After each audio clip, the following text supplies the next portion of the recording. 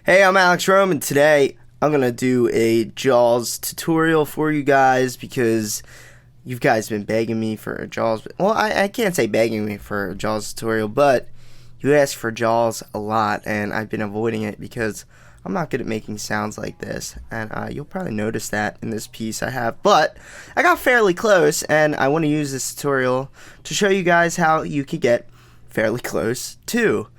I used Serum to make these bass sounds. I tried Alchemy, but it was just not working, so I resorted to Serum, which made it a little better.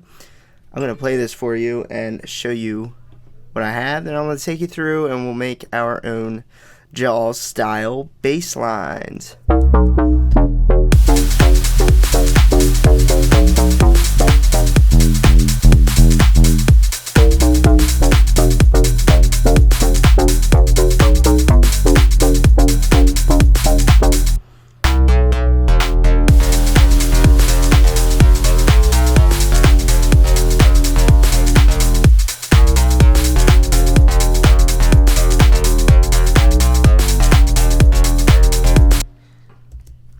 Okay, so the bass itself sounds like this. That's like the first bass line, and then I went to this guy.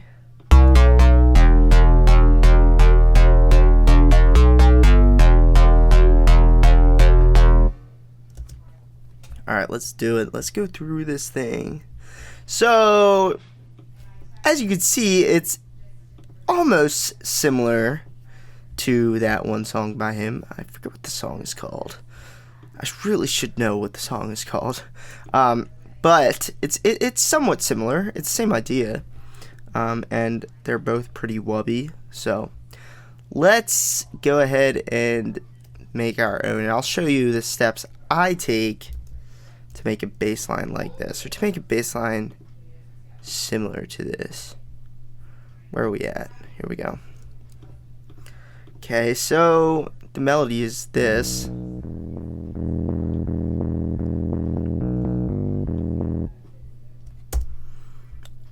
But we want to go harder than that. So let's use Serum to help us do that.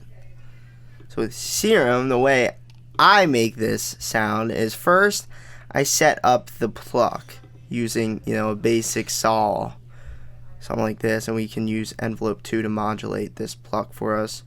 I like a nice low 24 for this, for something like this.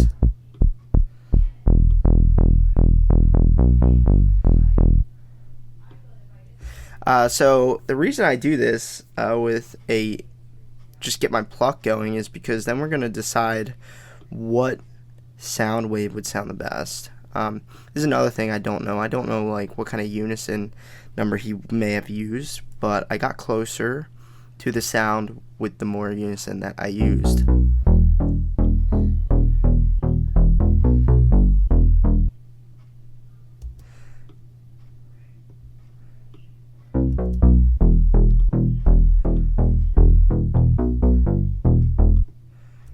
So with these plucks, he kind of has a softer attack. So it's kind of like a little wubbier. And if we jack up this, you'll really hear the wubs. So you kind of want it to be like that kind of wubby sort of sound. Now, here's where I play it by ear. I go into these waves and I try to find the ones that sound closest to a square, but it's not exactly a square.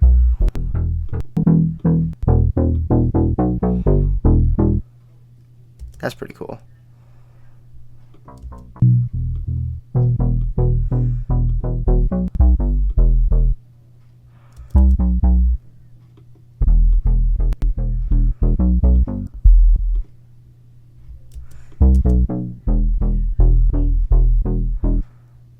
That's fairly close to a square. Not perfect square. But then what I did is I went to this one and I built the perfect square.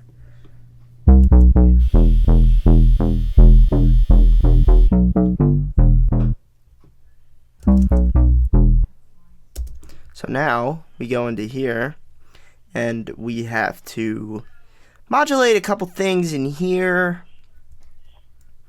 to make this stuff sound cool. So let's do that. Let's first get this chorus. What I want this to do is I want this chorus to open and close. Now I've done modulation like this, but never with bass.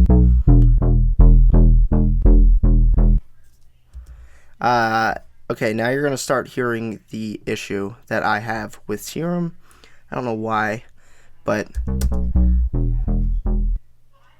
listen for that little clicking. I can't get rid of it. I can't get rid of it to save my life, that little bit of clicking. In other synths, you would soften up the attack and the release, and that would fix it. And just make sure your sustain's not at perfectly 0. But good old Serum doesn't want to get rid of that popping sound. I don't know what to do. And then I read on a couple of forums, they said add a high pass, so I could do that, but it doesn't get rid of it because the issue is in the higher frequencies of this sound. So I can't get rid of that popping. If anybody has anything, like any tips to get rid of that popping, that would be greatly appreciated. But then I went ahead and I modulated this mix.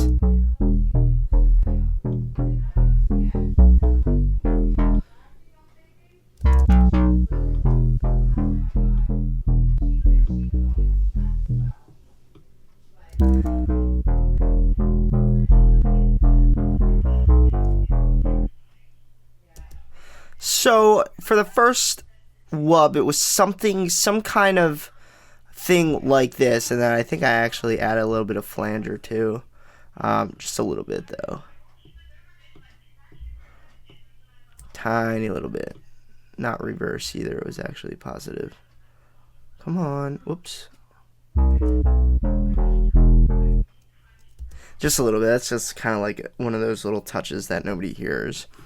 But then I went to reverb and I added just a touch of reverb too, because you don't need much on bass. You want a little bit, like when the bass is the lead, I think it's always good to have a little bit.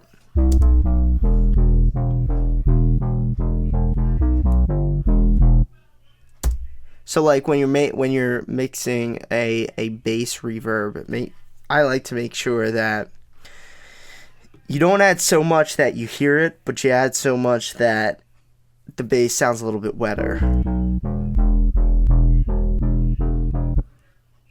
Kind of like flows, and then when you turn it off, you should hear that little bit of reverb tail.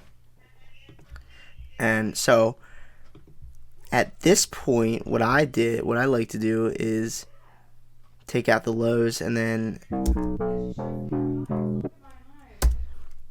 then I'll go ahead and add a nice layer of sub bass underneath that.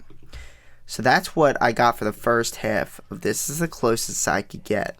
Now when I listen to his, it's not exactly the same at all, but I think if you're going to go for something exactly the same, you got to find out exactly which sound waves, which sound waves or waveforms he would have used. These are the waveforms that I like to use for stuff like this, like those funky bass lines. But I think if you were to cycle through these and go ahead on all online forums and try to find similar sound waves, this is the like basic setup of the actual sound. So all you're really missing is the exact sound wave, and that's like kind of the secret with every song, I think. Like, you could get similar sounds all day, but you'll never get the exact one unless you know the exact, waveforms and the exact parameters at which he had this set up. Let me go through and show you what makes this sound better. What makes this sound more punchy. What I like to do is I like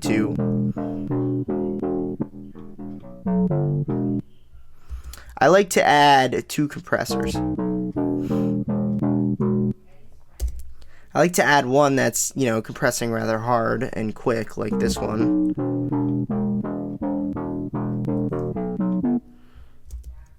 And then I like to go ahead and add another compressor that also compresses, but this time we can make this a little softer.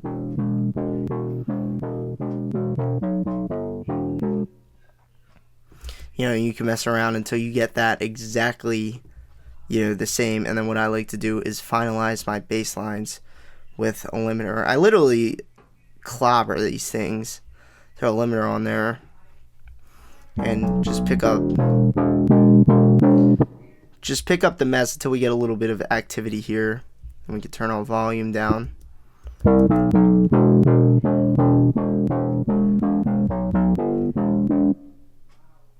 But you see now the pops are coming up. But yeah, that's what I would do for that. And then we have the second half, which is this.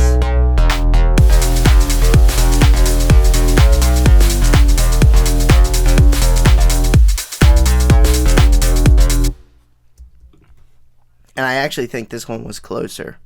I knew I was going to be able to get this one, but I really wanted to nail the first one. The first bass line in the first half of the drop. So with this one, I went into the same exact preset, but we tighten up the attack for this one.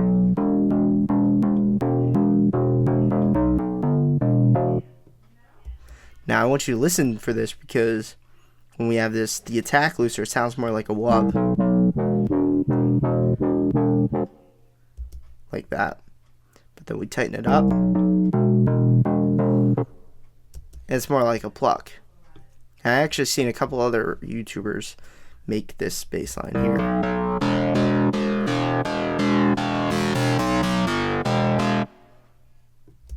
And then for this one we can actually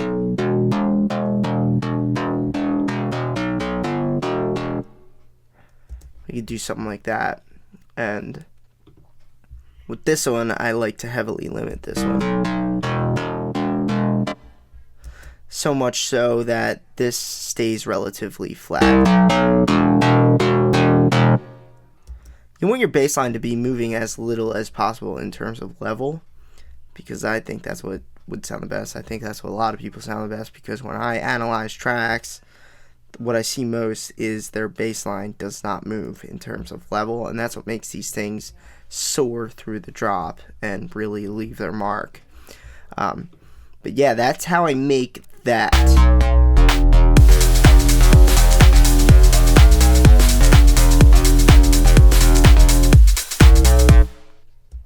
I'll do a little, side piece to this. Let's look at these drums, because this was a relatively short tutorial. So yeah, I'll give you an insight on these drums. I think they're pretty cool.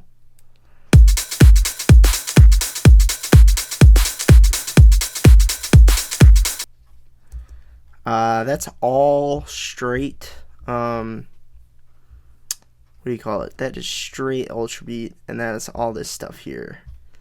As you can see, these are the kits. Boutique 909, Boutique 909, all Boutique 909 percussions with swing on them. So these are the hi-hats. You see they're different velocities. That was a key to make this work. Different velocity in the hi-hats. I can't play these for you because they were bounced, and I think it'll take too long for me to go ahead and copy and paste these into regions. And then I had the snare, and then I had some swing on a layer of hi-hats, and then I had this, whatever the hell this is. I don't know what that is, to be completely honest with you. These are more hi-hat layers, and you can see they're all not perfectly on beat.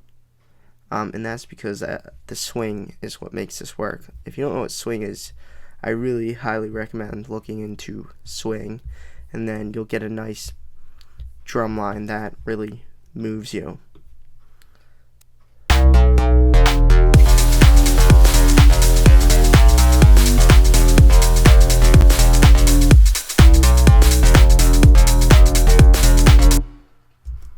There you go, guys. That is my Jauz tutorial.